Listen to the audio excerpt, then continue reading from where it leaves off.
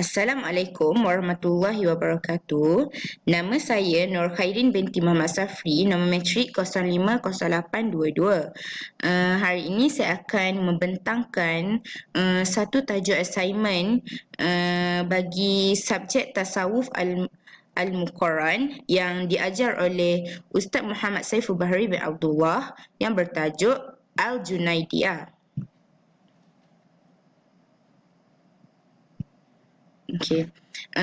Nama penuh Al-Junaid ialah Abu Al-Qasim Al-Junaid bin Muhammad bin Al-Junaid, dan beliau juga digelar dengan nama Khazaz, iaitu sempena kerja beliau sebagai khazar, dan digelar Al-Khawariri sempena ayah beliau iaitu penjual gelas. Okey, beliau merupakan seorang ilmuwan dan sarjana sufi yang terkenal dalam bidang tasawuf dan juga dakwah. Beliau berasal dari Nahwan di Parsi dan dilahirkan di Baghdad. Dan sebahagian besar rujukan mengatakan pendapat nama Al-Junaidiyah yang berbeza. Okey, pendapat yang pertama mengatakan nama beliau ialah Al-Junaid bin Muhammad bin Al-Junaid, dan berbeza pendapat juga. Ada yang mengatakan beliau memanggil dengan nama Sa'id bin Ubaid, dan nama gelaran Al-Junaid ni tidak didokumentasikan secara sah.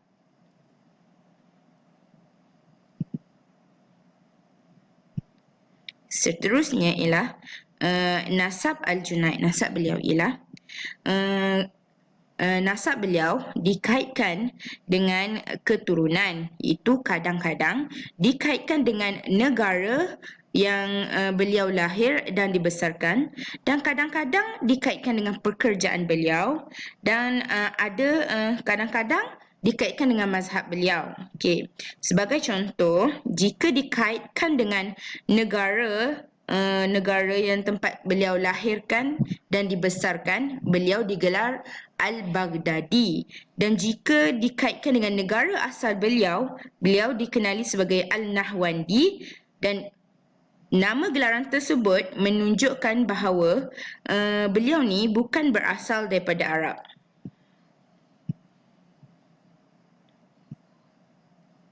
Seterusnya ialah kehidupan beliau. Okey, Al-Junaid ni dia mempelajari ilmu fiqh daripada Abu Sur Ibrahim bin Khalid bin Al-Yaman Al-Qalbi, iaitu sahabat kepada Imam Syafi'i. Beliau mengeluarkan fatwa ketika beliau berusia 20 tahun, dan bapa saudara beliau iaitu Asari Al-Sakati merupakan orang yang terpenting dalam kehidupan beliau dalam melayari tarikat Al-Junaidiyah ini, dan bapa saudara beliau wafat pada tahun 253 Hijrah. Okey. Al-Junaid Al-Baghdadi ni adalah cendekiawan Muslim dan merupakan ketua ahli sufi yang dianggap sebagai ulama ahli sunnah wal jamaah.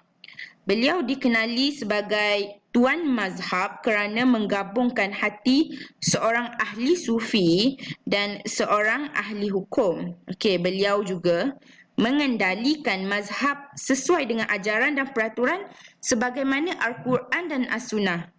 Okey, sepanjang ajaran beliau ni, tarikat beliau ni adalah bebas daripada segala penolakan daripada syariah. Maknanya ajaran yang dibawa oleh beliau ni, tarikat yang dibawa oleh beliau merupakan tarikat yang mematuhi syariah. Okey, menurut Abdul Rahman As-Salami berkata, beliau iaitu Al-Junaid adalah orang pertama yang bercakap mengenai tauhid di Baghdad.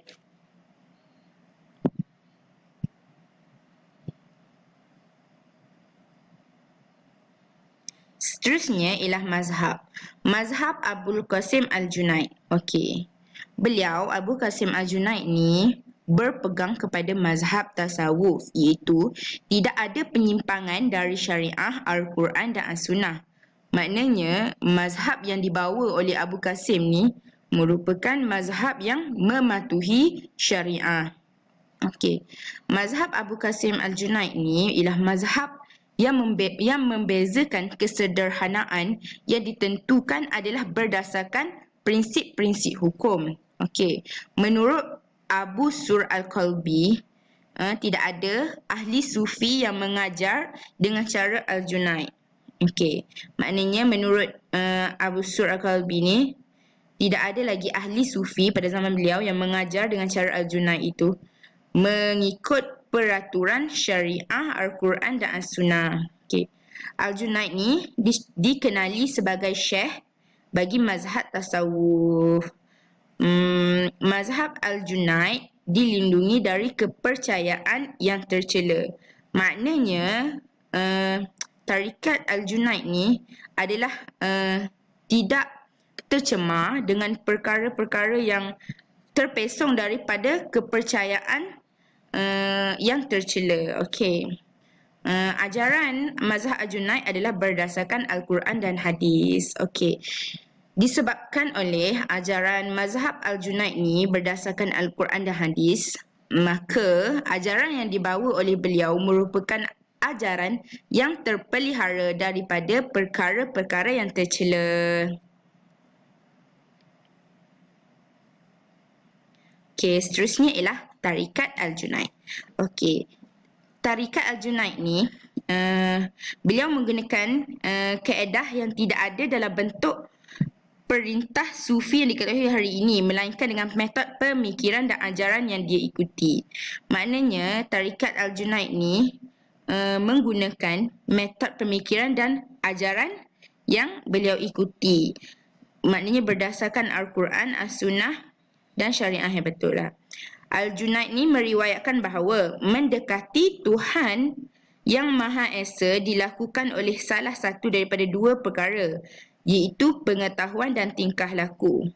Maknanya di sini mendekati Tuhan, mendekati Allah Subhanahu Wa Taala merupakan salah satu perkara yang perlu dilakukan dalam tarikat Al-Junaid ni, yang perlu dilakukan dalam diri setiap pengikut tarikat ni, iaitu salah satu daripada pengetahuan dan juga tingkah laku.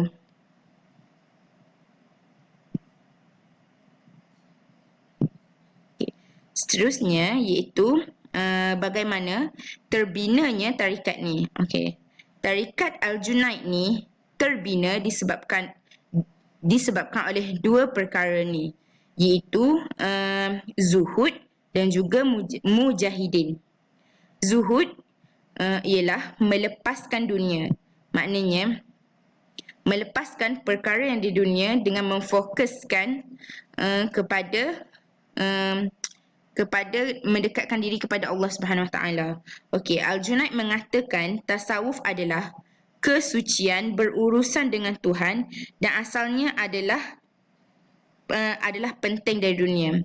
Maknanya di sini dalam tasawuf bagi Al-Junaid, kesucian, kemurnian kita berurusan dengan Tuhan adalah paling penting. Seterusnya ialah mujahidin. Okey, tasawuf Al-Junaid ni adalah sekumpulan tindakan jantung dan fizikal. Maka kita harus berusaha sendiri untuk melakukan perbuatan tersebut dan untuk membuat kebaikan bagi mencapai pengabdian ketuhanan. Maknanya di sini kita haruslah berusaha untuk mendekatkan diri, untuk membuat kebaikan, untuk mencapai tahap pengabdian kita terhadap Allah Subhanahu Wa Taala. Dan mujahidin ni adalah masuk kepada kesenangan rohani dan merasakannya dengan rasa iman. Maknanya sifat mujahidin ni adalah suatu kesenangan rohani, suatu kesenangan rohani dan dapat kita rasanya dengan rasa keimanan. Okey, di sini saya sertakan biodata saya, iaitu nama saya Nur Khair binti Muhammad Safri. Saya berasal daripada Terengganu dan ini adalah profil yang disediakan. Okey, itu saja daripada saya. Sekian, terima kasih.